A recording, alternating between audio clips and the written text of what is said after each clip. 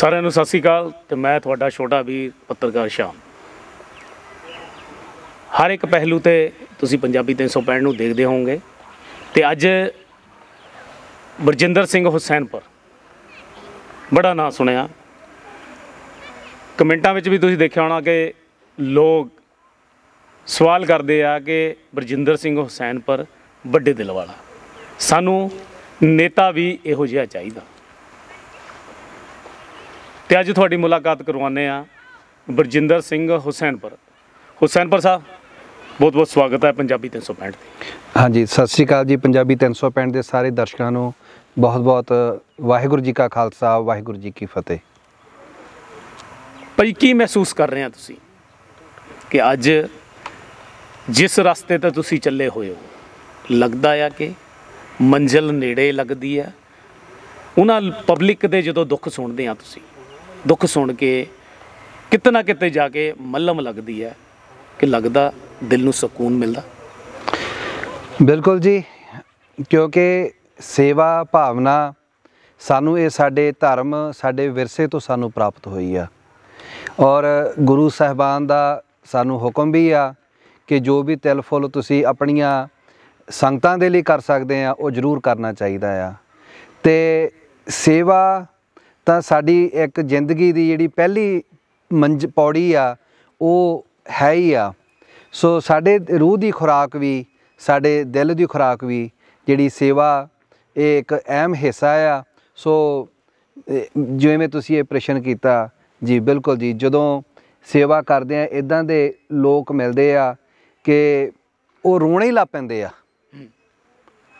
ਅਤੇ ਉਦੋਂ ਜਦੋਂ ਦੇਖਦੇ ਵੀ ਸਾਨੂੰ ਮਹਿਸੂਸ ਹੁੰਦਾ ਕਿ ਇਹ ਸੰਸਾਰ ਦੇ ਵਿੱਚ ਕਿਵੇਂ ਤਰ੍ਹਾਂ ਦੇ ਇਨਸਾਨ ਹਨ ਔਰ ਜਦੋਂ ਸਾਨੂੰ ਉਹਨਾਂ ਲੋੜਵੰਦਾਂ ਦੀ ਜਾਂ ਕਿਸੇ ਵੀ ਤਰੀਕੇ ਦੇ ਨਾਲ ਜਦੋਂ ਮੌਕਾ ਮਿਲਦਾ ਆ ਤਾਂ ਮਨ ਨੂੰ ਬਹੁਤ ਖੁਸ਼ੀ ਮਿਲਦੀ ਆ ਜੀ।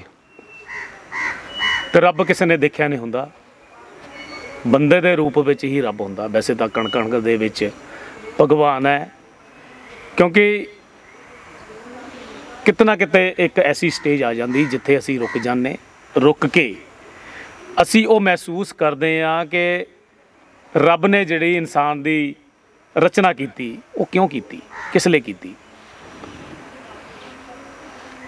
ਤੁਸੀਂ ਅੱਜ ਤੱਕ ਕਿੰਨੇ ਕੁ ਕੰਮ ਕਰ ਚੁੱਕੇ ਹੋ ਜਿਹਦੇ ਕਰਕੇ ਤੁਹਾਨੂੰ ਆਪਣੇ ਆਪ 'ਤੇ, ਆਪਣੀ ਟੀਮ 'ਤੇ ਫਖਰ ਮਹਿਸੂਸ ਹੁੰਦਾ ਕਿ ਅਸੀਂ ਜਿਸ ਰਾਸਤੇ ਤੁਰੇ ਹੋ ਹਾਂ, ਸਾਨੂੰ ਪਿੱਛੇ ਮੁੜਨਾ ਨਹੀਂ ਚਾਹੀਦਾ?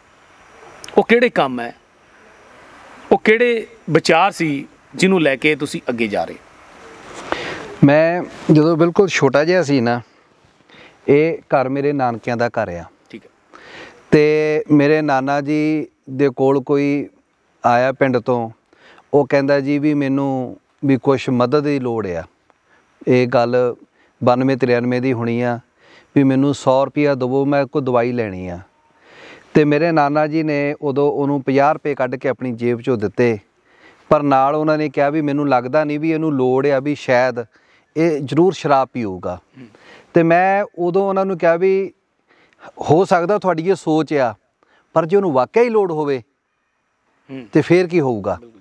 ਇਹ ਉਸ ਵੇਲੇ ਮੇਰੇ ਦਿਮਾਗ ਵਿੱਚ ਗੱਲ ਆਈ ਅਤੇ ਮੈਂ ਸੋਚਿਆ ਜੇ ਸਾਨੂੰ ਪ੍ਰਮਾਤਮਾ ਨੇ ਇੰਨੇ ਜੋਗੇ ਕੀਤਾ ਵੀ ਤੁਹਾਡੇ ਕੋਲ ਕੋਈ ਆ ਚੱਲ ਕੇ ਆਉਂਦਾ ਜਾਂ ਤੁਹਾਨੂੰ ਪਤਾ ਲੱਗਦਾ, ਜਿਹੜੀ ਸਾਡੀ ਕੋਸ਼ਿਸ਼ ਆ ਵੀ ਜਿਹੜੀ ਸਾਡੇ ਪਰਿਵਾਰ ਦੀ, ਹੁਣ ਜਿਹੜੀ ਸਾਡੀ ਨਰੋਆ ਪੰਜਾਬ ਟੀਮ ਦੀ ਆ, ਵੀ ਕਿਤੇ ਵੀ ਜਿਹੜੀ ਲੋੜ ਅਨੁਸਾਰ ਉਹਦੇ ਵਿੱਚੋਂ ਹੀ ਇੱਕ ਚੀਜ਼ ਇਹ ਨਿਕਲੀ ਕਿ ਜਦੋਂ ਸਾਡੀ ਟੀਮ ਪਿੰਡਾਂ ਦੇ ਵਿੱਚ ਵਰਦੀਆਂ ਵੰਡ ਰਹੇ ਸੀ ਅਤੇ ਉਹਦੇ ਵਿੱਚੋਂ ਉਹਨਾਂ ਨੇ ਇਹ ਮਹਿਸੂਸ ਕੀਤਾ ਕਿ ਜਿਹੜੇ ਸਰਕਾਰੀ ਪ੍ਰਾਇਮਰੀ ਸਕੂਲ ਆ ਉਹਨਾਂ ਵਿੱਚ ਬੱਚੇ ਹਨ ਪਰ ਅਧਿਆਪਕ ਨਹੀਂ ਹਨ।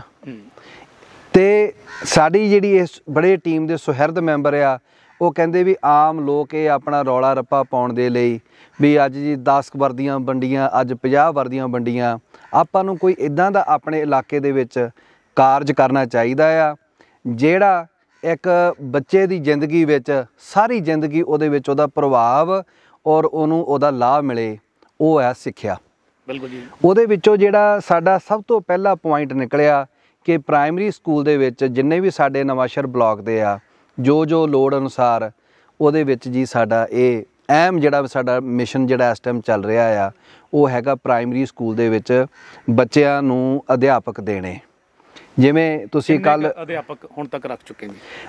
ਅਸੀਂ ਬਿਲਕੁਲ ਖੁੱਲ੍ਹਾ ਸੱਦਾ ਆ ਜੀ ਵੀ ਨਵਾਂਸ਼ਹਿਰ ਬਲਾਕ ਦੇ ਵਿੱਚ ਤੇ 55 ਅਧਿਆਪਕ ਨਰੋਆ ਪੰਜਾਬ ਟੀਮ ਦੇ ਜਿਹੜੇ ਇਸ ਵੇਲੇ ਹਾਜ਼ਰੀ ਲੱਗ ਰਹੀ ਆ ਔਰ ਹਰੇਕ ਹਫਤੇ ਅਸੀਂ ਇੰਟਰਵਿਊ ਕਰ ਰਹੇ ਹਾਂ। ਜਦੋਂ ਹੋਰ ਸਕੂਲ ਤੋਂ ਸਾਨੂੰ ਡਿਮਾਂਡ ਆਉਂਦੀ ਆ ਤੇ ਉਹਦੇ ਅਨੁਸਾਰ ਅਸੀਂ ਹਫਤੇ 'ਚ 1 ਜਾਂ 2 ਦਿਨ ਇੰਟਰਵਿਊ ਰੱਖ ਕੇ ਤੇ ਉਹਨਾਂ ਬੱਚਿਆਂ ਨੂੰ ਫਿਰ ਅਸੀਂ ਅਗਲੇ ਹਫਤੇ ਉਹਨਾਂ ਨੂੰ ਸਕੂਲ ਦੇ ਵਿੱਚ ਪੜ੍ਹਾਉਣ ਲਈ ਭੇਜ ਦਿੰਦੇ ਆ।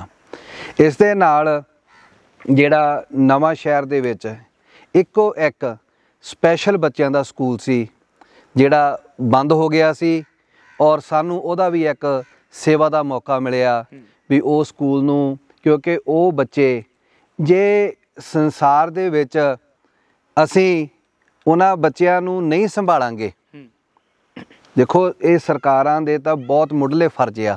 ਕਈ ਵਾਰੀ ਆਪਾਂ ਜਦੋਂ ਇਹਨਾਂ ਗੱਲਾਂ ਦੀ ਘਰ ਵਿੱਚ ਬੈਠੇ ਆਪਾਂ ਡਿਸਕਸ਼ਨ ਕਰਦੇ ਆ, ਜਦੋਂ ਉਹਨਾਂ ਬੱਚਿਆਂ ਵੱਲ ਦੇਖੋ, ਕਿਉਂਕਿ ਇੱਕ ਘਰ ਦੇ ਵਿੱਚ ਆਮ ਬੱਚਾ ਜਿਹੜਾ ਹੈ ਨਾ ਉਹਨੂੰ ਸੰਭਾਲਣ ਦੇ ਲਈ ਉਹਦੇ ਪਰਿਵਾਰ ਦੇ ਸਾਰੇ ਮੈਂਬਰ ਅੱਗੇ ਪਿੱਛੇ ਉਹਨੂੰ ਵੀ ਇਹਦੇ ਸੱਟ ਫੇਟ ਨਾ ਲੱਗ ਜਵੇ, ਪਰ ਸਪੈਸ਼ਲ ਬੱਚਾ ਜਿਹੜਾ ਆ ਉਹਨੂੰ ਉਹਦੀ ਉਮਰ ਤੱਕ ਭਾਵੇਂ ਉਹ 20 ਸਾਲ ਦਾ ਵੀ ਹੋ ਗਿਆ, ਮਾਂ ਬਾਪ ਉਹਦੇ ਭੈਣ ਭਰਾਵਾਂ ਨੂੰ ਉਹਦਾ ਵਿਸ਼ੇਸ਼ ਧਿਆਨ ਰੱਖਣਾ ਪੈਂਦਾ ਆ। ਤੇ ਜਦੋਂ ਸਾਨੂੰ ਇਹ ਪਤਾ ਲੱਗਾ ਕਿ ਸਾਡੇ ਜ਼ਿਲ੍ਹੇ ਦੇ ਵਿੱਚ ਇੱਕੋ ਇੱਕ ਸਕੂਲ ਉਹ ਵੀ ਨਹੀਂ ਚੱਲ ਰਿਹਾ, ਸਾਡੀ ਟੀਮ ਦਾ, ਸਾਡੇ ਪਰਿਵਾਰ ਦਾ ਉਹਦੇ ਵਿੱਚ ਇਹ ਫੈਸਲਾ ਕੀਤਾ ਗਿਆ ਕਿ ਆਪਾਂ ਜਿਹੜਾ ਇਹ ਨਵਾਂ ਸ਼ਹਿਰ ਦਾ ਰੈੱਡ ਕਰਾਸ ਦੇ ਅੰਦਰ ਚੱਲਦਾ ਸੀ ਸਰਦਾਰ ਤਾਰਾ ਸਿੰਘ ਕਾਮਾ ਦੇ ਨਾਂ 'ਤੇ, ਵੀ ਇਹ ਸਕੂਲ ਵੀ ਅਸੀਂ ਆਪਣੀ ਨਰੋਆ ਪੰਜਾਬ ਟੀਮ ਵੱਲੋਂ ਹੁਣ ਚਲਾਵਾਂਗੇ। ਔਰ ਇਹ ਸਾਡਾ ਜਿਹੜਾ ਇੱਕ ਮੇਨ ਦੂਜਾ ਕੰਮ ਆ ਜੀ।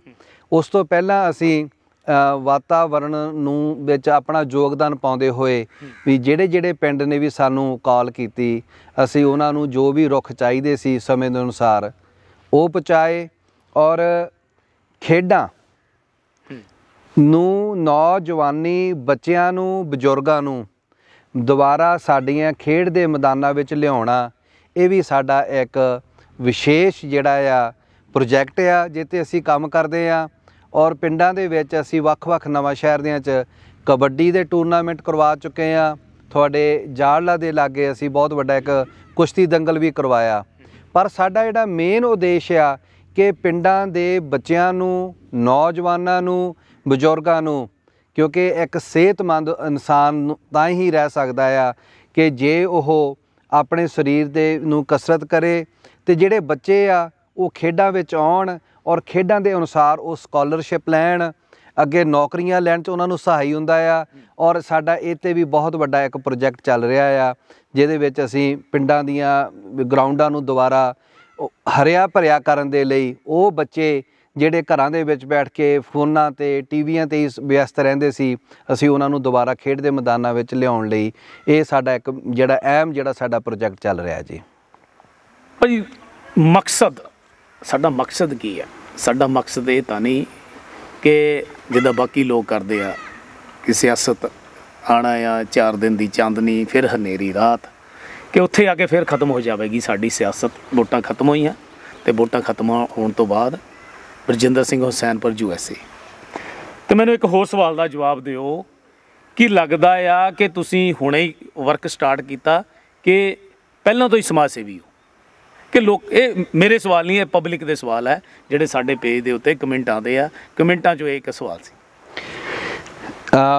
ਜਿਹੜੇ ਇਹ ਪ੍ਰੋਜੈਕਟ ਆ ਇਹਨਾਂ ਦੇ ਵਿੱਚ ਪੈਸਾ ਲੱਗਦਾ। ਜਦੋਂ ਜਿੱਦਾਂ ਪ੍ਰਮਾਤਮਾ ਨੇ ਸਾਨੂੰ ਸਮਰੱਥਾ ਬਖਸ਼ੀ ਉਸ ਅਨੁਸਾਰ ਅਸੀਂ ਜਿਹੜੇ ਇਹ ਕਾਰਜ ਕੰਮ ਕਰਨੇ ਸ਼ੁਰੂ ਕੀਤੇ ਆ।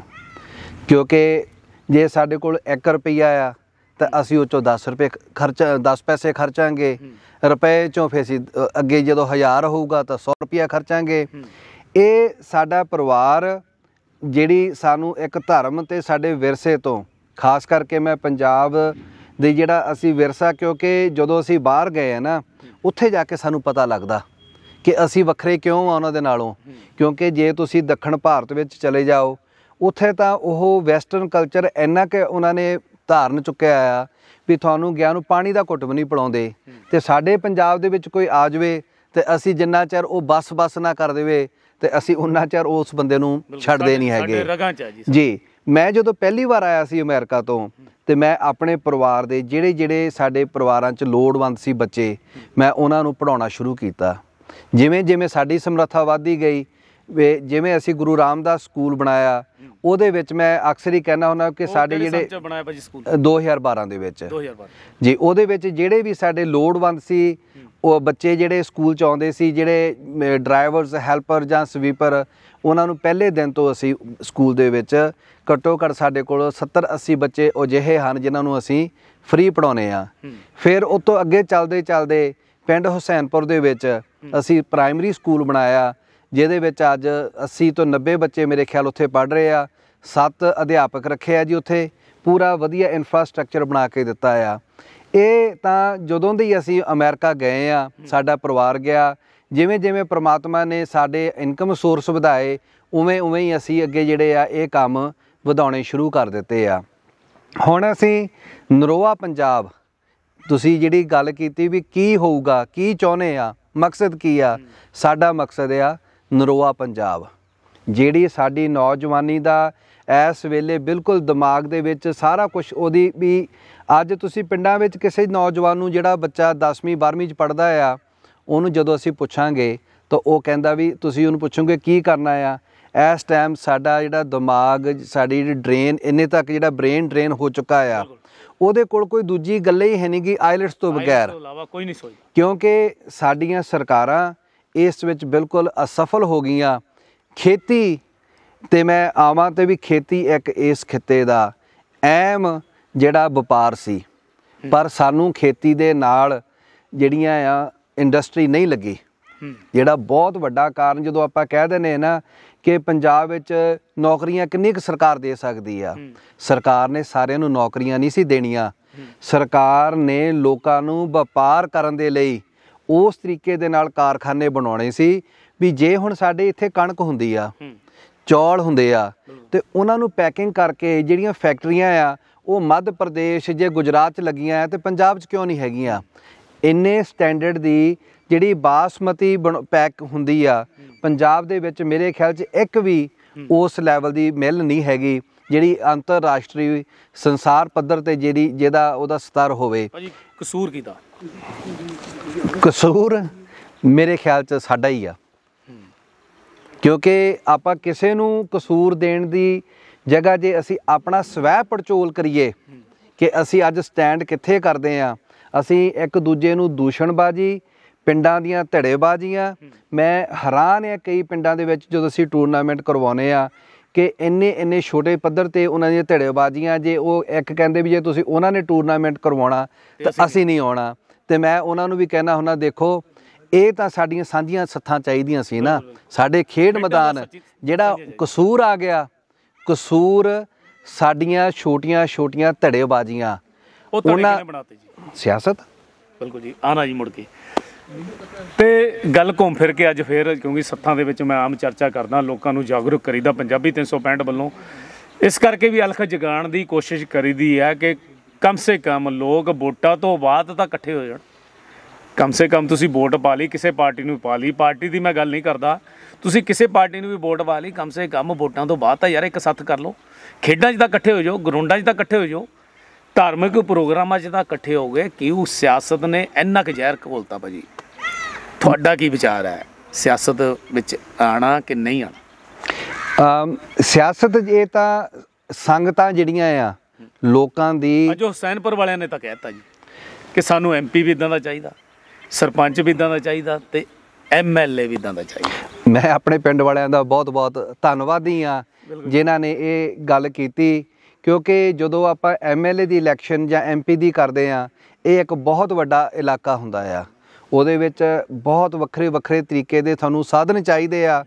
ਇਹ ਤਾਂ ਜੇ ਲੋਕਾਂ ਦੀ ਹਲਕੇ ਦਿਆਂ ਦੀ ਆਵਾਜ਼ ਹੋਈ ਤਾਂ ਅਸੀਂ ਜ਼ਰੂਰ ਸਿਆਸਤ 'ਚ ਆ ਸਕਦੇ, ਕਿਉਂਕਿ ਸਾਡੇ ਪਰਿਵਾਰ ਦਾ ਪਿਛੋਕੜ, ਮੇਰੇ ਪਿਤਾ ਜੀ ਨੇ 40 ਸਾਲ ਤੋਂ ਸਮੇਂ ਤੋਂ ਜਿਹੜੀ ਆ ਇਸ ਇਲਾਕੇ ਦੇ ਵਿੱਚ ਸਿਆਸਤ 'ਚ ਸੇਵਾ ਕਰਦੇ ਆ ਰਹੇ ਆ। ਸੋ ਅਸੀਂ ਮੁਨਕਰ ਨਹੀਂ ਹੈਗੇ, ਪਰ ਸਾਨੂੰ ਉਹਦੇ ਲਈ ਸਹੀ ਪਲੇਟਫਾਰਮ ਔਰ ਲੋਕਾਂ ਦੀ ਹਮਾਇਤ ਹੋਣਾ ਬਹੁਤ ਜ਼ਰੂਰੀ ਆ।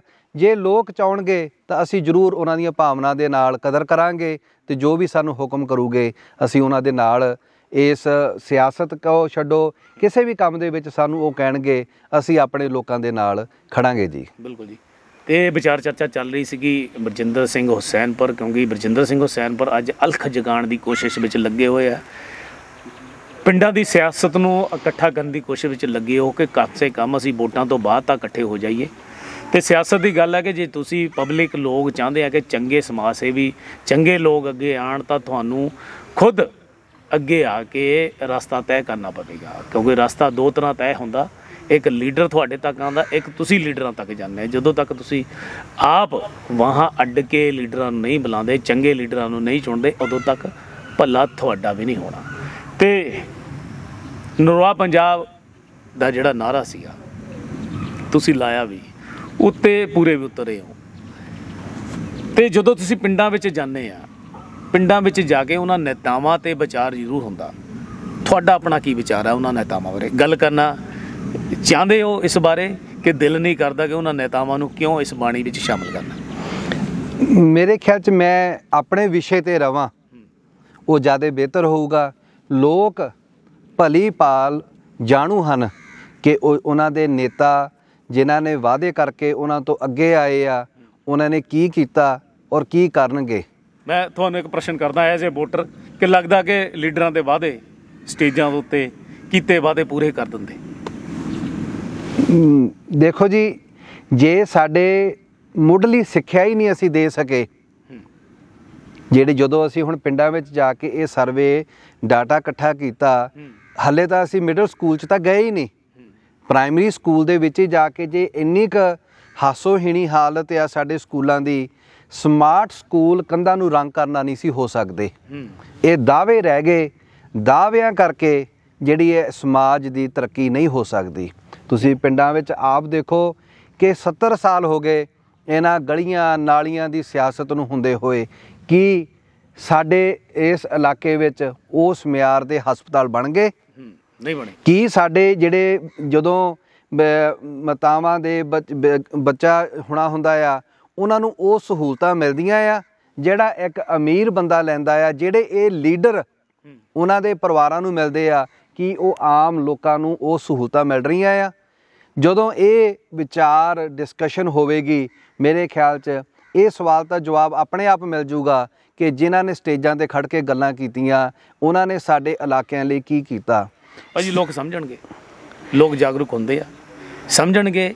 ਚੇਤਨਾ ਅਲਖ ਜਗਾਉਣ ਵਾਲੇ ਲੋਕਾਂ ਨੂੰ ਕੀ ਬਾਰ-ਬਾਰ ਅਲਖ ਜਗਾਉਂਦੇ ਆ, ਹਰ ਸਾਲ ਹੁੰਦਾ ਆ, ਲੱਗਦਾ ਕਿ ਇਸ ਵਾਰ ਲੋਕ ਥੋੜ੍ਹੇ ਜਿਹੇ ਸਮਝਣਗੇ।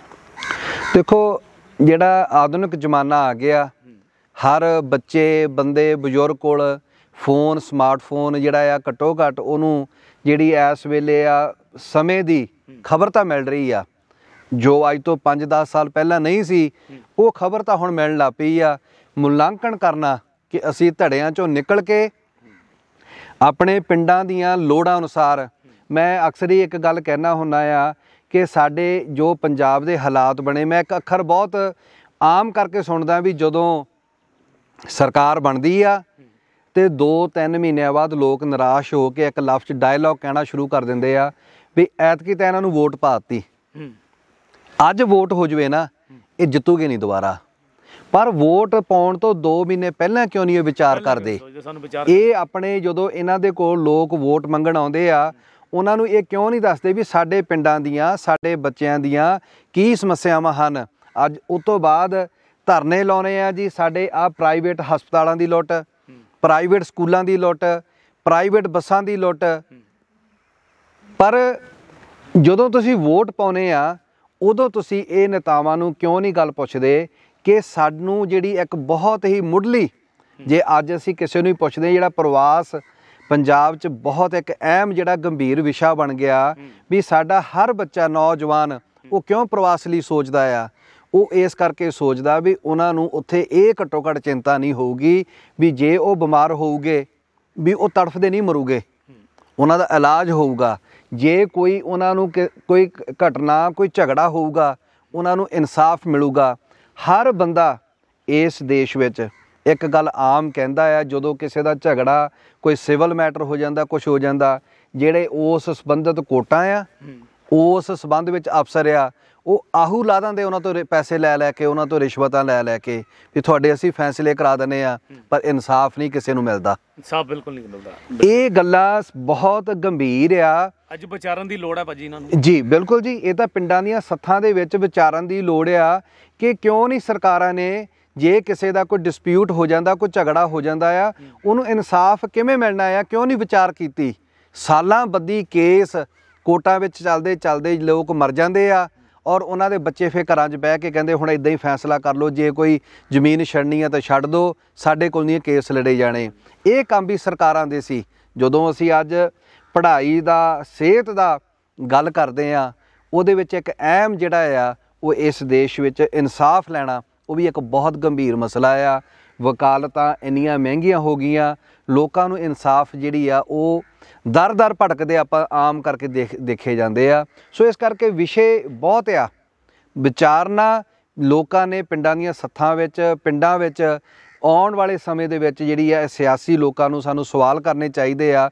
ਉਹਨਾਂ ਨੇ ਜੇ ਸਾਡੇ ਕੋਲ ਵੋਟਾਂ ਲਈਆਂ, ਤੁਸੀਂ ਇੱਥੋਂ ਤੱਕ ਹੈਰਾਨੀ ਦੀ ਗੱਲ ਆ, ਮੈਂ ਤੁਹਾਡੀ ਜਾਣਕਾਰੀ ਲਈ ਦੱਸਣਾ ਚਾਹੁੰਦਾ ਵੀ ਮੈਨੂੰ ਪਤਾ ਲੱਗਾ ਵੀ ਭਗਤ ਸਿੰਘ, ਸ਼ਹੀਦ ਭਗਤ ਸਿੰਘ ਦੇ ਅਜਾਇਬ ਘਰ ਦੀ ਬਿਜਲੀ 2017 'ਚ ਕੱਟ ਹੋ ਗਈ ਸੀ। ਪਤਾ ਨਹੀਂ ਕਿੰਨੇ ਸਾਲ ਉਹ ਕੱਟੀ ਰਹੀ, ਮੈਨੂੰ ਇਹ ਵੀ ਨਹੀਂ ਪੱਕਾ ਪਤਾ ਵੀ ਉਹ ਦੁਬਾਰਾ ਲੱਗੀ ਕਿ ਨਹੀਂ ਲੱਗੀ।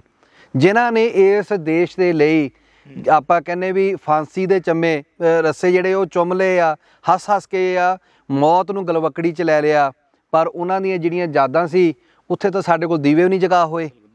ਬਿਲਕੁਲ ਬਹੁਤ ਬੜੀ ਗੱਲ ਹੈ। ਅੱਜ ਸਾਡੇ ਨਾਲ ਸ੍ਰੀ ਬਲਜਿੰਦਰ ਸਿੰਘ ਹੁਸੈਨਪੁਰ, ਨਰੋਆ ਪੰਜਾਬ, ਸਿਆਸਤ, ਸਾਰੀਆਂ ਗੱਲਾਂ ਤੁਹਾਡੇ ਨਾਲ ਸਾਂਝੀਆਂ ਕੀਤੀਆਂ। ਗੱਲਾਂ ਇਸ ਕਰਕੇ ਸਾਂਝੀਆਂ ਕੀਤੀਆਂ ਕਿ ਕੋਈ 2022 ਆਉਣ ਵਾਲਾ ਆ, ਅਤੇ ਹਰ ਦਰ ਦੇ ਉੱਤੇ ਅਸੀਂ ਵੀ ਸੱਥਾਂ ਦੇ ਪ੍ਰੋਗਰਾਮ ਕਰਦੇ ਹਾਂ, ਤੁਹਾਨੂੰ ਅਲਖ ਜਗਾਉਣ ਦੀ ਕੋਸ਼ਿਸ਼ ਕਰਦੇ ਹਾਂ। ਕਮ ਸੇ ਕਮ ਉਹਨਾਂ ਨੇਤਾਵਾਂ ਨੂੰ ਯਾਰ ਸਵਾਲ ਤਾਂ ਕਰੋ, ਜੇ ਸਵਾਲ ਨਹੀਂ ਕਮ ਸੇ ਕਮ ਇਹ ਤਾਂ ਪੁੱਛ ਲਓ ਕਿ 2017 ਦੇ ਵਿੱਚ ਤੁਸੀਂ ਮੈਨੀਫੈਸਟੋ ਦਿੱਤਾ ਸੀਗਾ, ਤੁਸੀਂ ਸਾਨੂੰ ਕਿਹੜੇ ਵਾਅਦੇ ਕੀਤੇ ਸੀ, ਉਹ ਤਾਂ ਪੂਰੇ ਨਹੀਂ ਹੋਏ ਤੁਹਾਡੇ। ਕਮ ਸੇ ਕਮ ਅਗਲੀ ਵੋਟ ਜਦੋਂ ਮੰਗਣ ਆਉਣ ਤਾਂ ਸਵਾਲ ਜ਼ਰੂਰ ਕਰਿਓ। ਬਲਜਿੰਦਰ ਸਿੰਘ ਜੀ, ਬਹੁਤ ਬਹੁਤ ਧੰਨਵਾਦ ਆ ਤੁਹਾਡਾ, ਤੁਸੀਂ ਅੱਜ ਪੰਜਾਬੀ 365 ਨੂੰ ਤੇ ਆਪਣੇ ਜਿਹੜੇ ਵਿਚਾਰ ਦਿੱਤੇ ਕਿ ਸਿਆਸਤ ਜਿਹੜੀ ਹੈ ਉਹ ਪਿੰਡਾਂ ਦੇ ਵਿੱਚ ਕਿੰਨੀ ਜ਼ਿਆਦਾ ਗੰਭੀਰ ਸਮੱਸਿਆ ਬਣ ਚੁੱਕੀ। ਜੀ, ਸਤਿ ਸ਼੍ਰੀ ਅਕਾਲ ਜੀ ਸਰ।